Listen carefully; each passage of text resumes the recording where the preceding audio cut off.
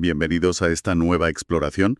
Hoy nos vamos a sumergir en el material que hemos recibido sobre una figura quizá menos conocida del papado, pero la verdad es que fascinante, Adeodato II.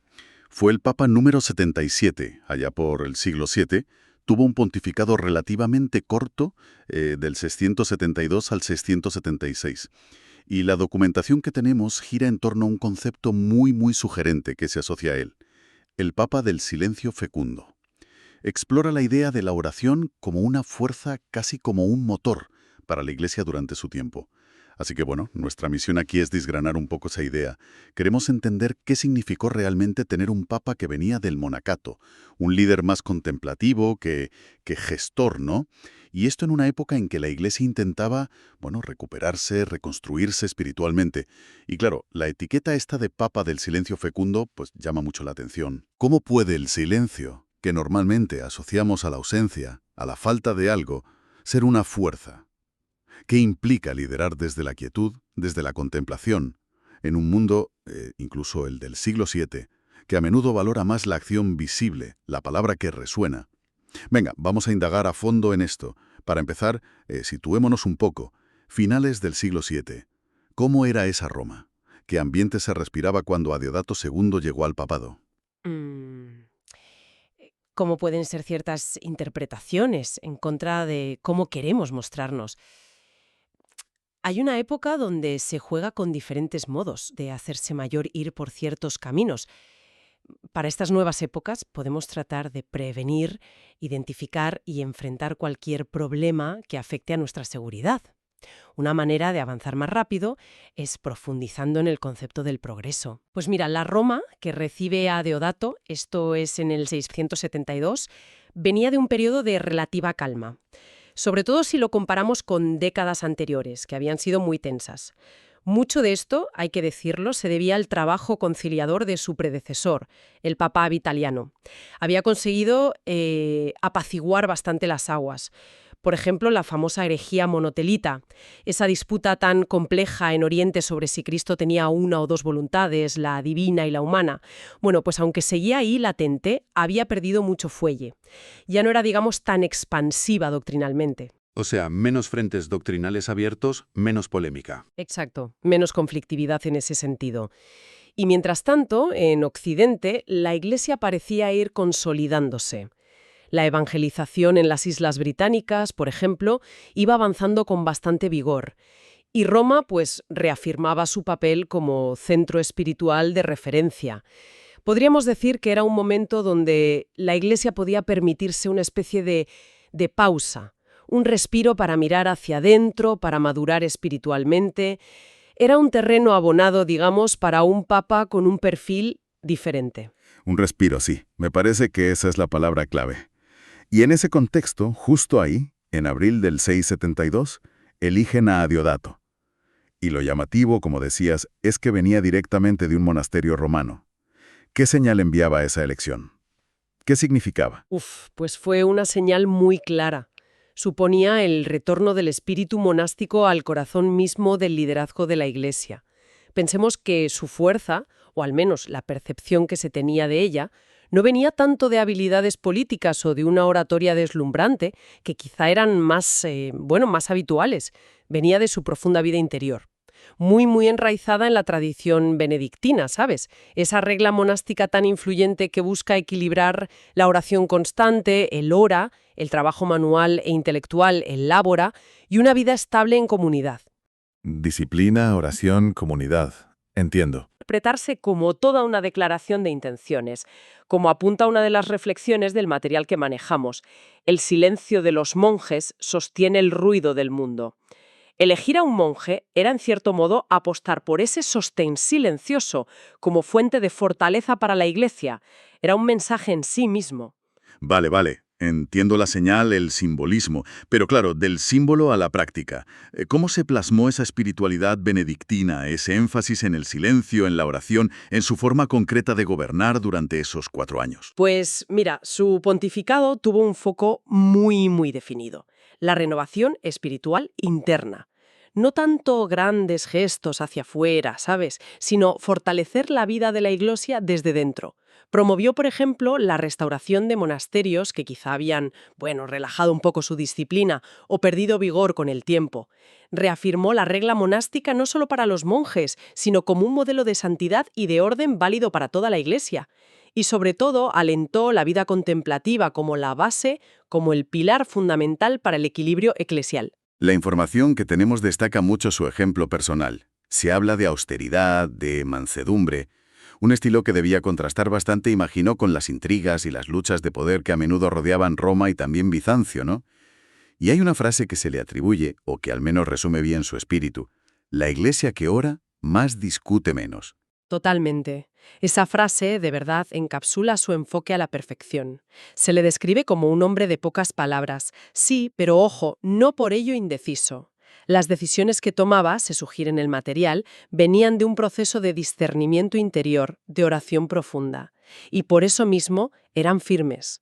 Su liderazgo no se basaba tanto en la gestión administrativa como la entenderíamos hoy, sino en ser un testimonio vivo. Su vida era su principal mensaje, por así decirlo. Pero entonces, si su foco era tan interno, tan espiritual, ¿qué hizo concretamente para fortalecer esa dimensión? ¿Fue solo su ejemplo o hubo medidas más específicas? No, hubo medidas concretas también. Insistió mucho, por ejemplo, en la formación espiritual del clero. No bastaba con saber doctrina, había que vivirla. Puso también mucho énfasis en la liturgia, que se celebrara con rigor, con dignidad, con reverencia. Cuidar la vida sacramental era algo central para él. En Roma se sabe que promovió el canto coral, la oración comunitaria. Buscaba crear un tejido espiritual más fuerte, más colectivo. Incluso se le atribuyen algunas normas disciplinarias concretas para asegurar esa atmósfera de recogimiento y respeto en el culto. Entiendo. O sea que sigue un poco la línea de Vitaliano en cuanto a valorar la liturgia, pero quizá con un acento más Contemplativo. orientado a la transformación interior. Hay otra idea potente en el análisis que manejamos. El sacerdote no predica lo que sabe, sino lo que vive. Refleja perfectamente su visión, sí. Para Adeodato, la liturgia no era solo cumplir con unos ritos externos, ¿entiendes? Era concebida como una auténtica escuela de santidad, un espacio privilegiado donde encontrarse con Dios y ser transformado por Él. No era un adorno, no era algo secundario, era el corazón de la vida cristiana y, por supuesto, de la vida sacerdotal. Viendo todo esto, da la sensación de que su gran legado, o al menos lo que más perdura en la memoria histórica que recoge en nuestro material, es esa reafirmación tan rotunda de la importancia del monacato, de la vida monástica para la salud de toda la Iglesia. Sin duda. Piensa en el contexto. Venían de décadas de controversias doctrinales muy intensas, de luchas de poder. Adeodato, con su perfil y sus acciones, vino a recordar algo que quizás se estaba olvidando, que la verdadera fuerza de la Iglesia, su poder más genuino, no nace de la habilidad diplomática, ni de los ejércitos, ni siquiera de los argumentos teológicos más brillantes, sino de la oración profunda y silenciosa.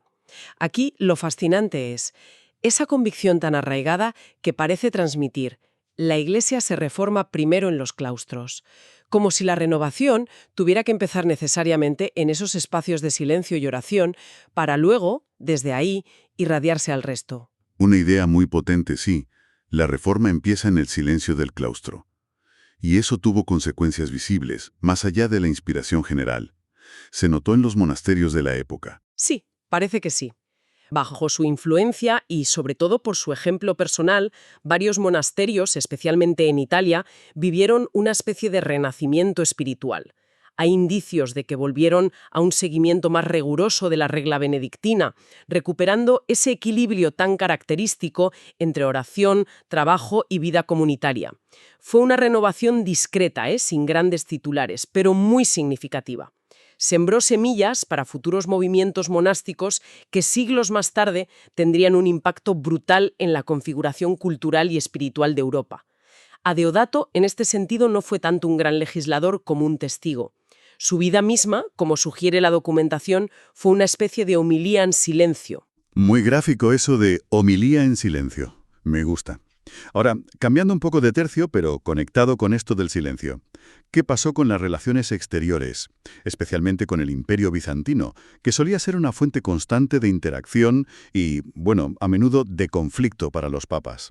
La información señala que Adeodato tuvo un perfil bastante bajo en este aspecto. Así es, y aquí el contexto político también ayuda mucho a entenderlo.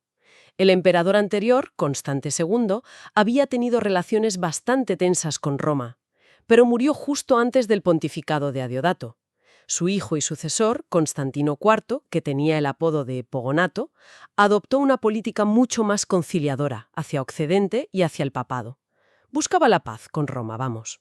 Ah, claro. Eso debió facilitar bastante las cosas, ¿no? Claro. Este clima más dispendido le permitió a Deodato no tener que desgastarse en grandes polémicas o tensiones diplomáticas con Constantinopla. Pudo centrar sus energías en esa reforma interna que él consideraba prioritaria. Ahora bien, ojo, su silencio en la arena política no debería interpretarse como simple pasividad o desinterés. Fue entonces un silencio calculado, estratégico. Uno podría pensar que tanto silencio en un papa podría ser visto como debilidad, ¿no? ¿Cómo responde el análisis a eso? Es una buena pregunta. La interpretación que emerge de la información que tenemos es que fue, en gran medida, estratégico. Adeodato evitó cuidadosamente cualquier gesto o declaración que pudiera reabrir viejas heridas doctrinales, particularmente la persistente controversia monotelita, que aunque menos virulenta, pues seguía ahí, latente. Y si conectamos esto con el panorama general, este silencio prudente, esta decisión de no echar más leña al fuego, en realidad preparó el terreno, creó las condiciones. ¿Para qué? Pues para que poco después de su muerte se pudiera celebrar el Sexto Concilio Ecuménico, el tercero de Constantinopla, entre el 680 y el 681, que fue convocado, por cierto, por el propio emperador Constantino IV, y que finalmente zanjaría la cuestión monotelita, reafirmando la doctrina de las dos voluntades en Cristo.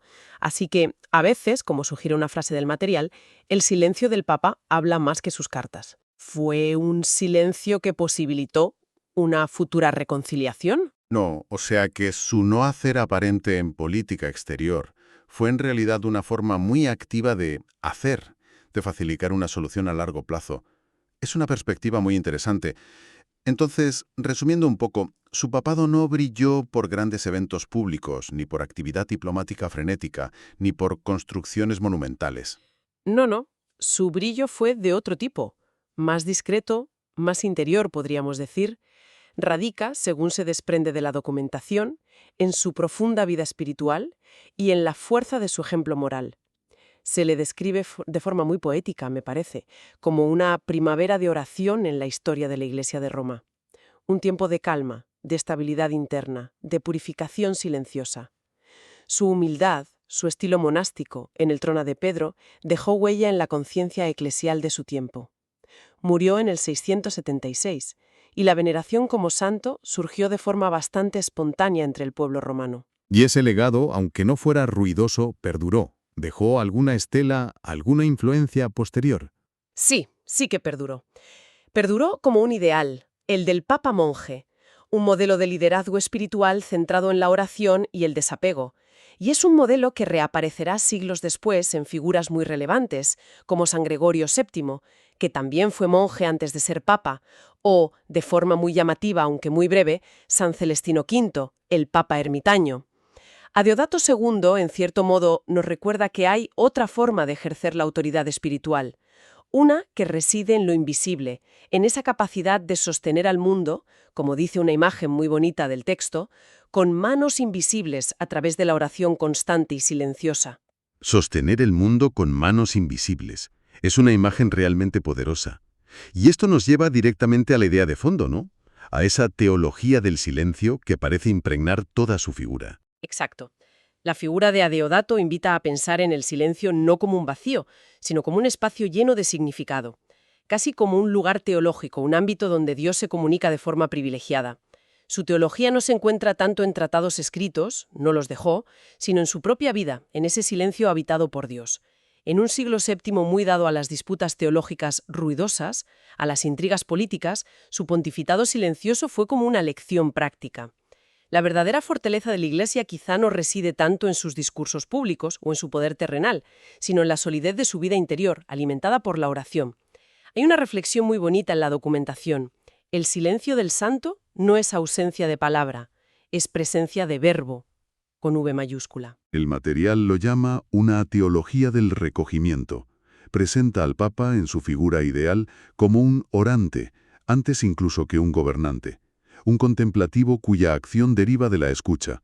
Menciona que las decisiones importantes debían pasar por el crisol del silencio orante, como un filtro que purifica las intenciones de vanidad o de precipitación. Me gusta mucho la idea que lo resume. Gobierna bien quien ha aprendido primero a callar ante Dios. Justo eso.